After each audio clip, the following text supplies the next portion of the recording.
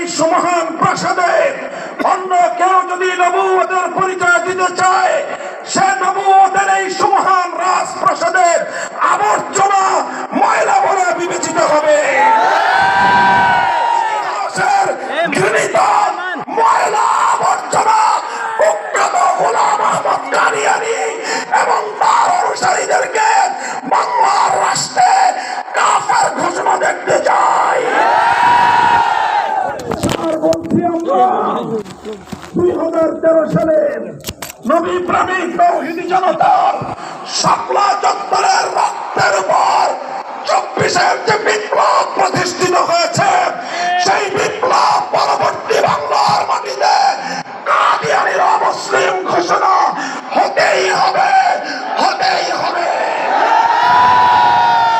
সরকারগুলোকে বলতে চাই, আমাদের পূর্বপুরুষ খতিব ওবায়দুল হক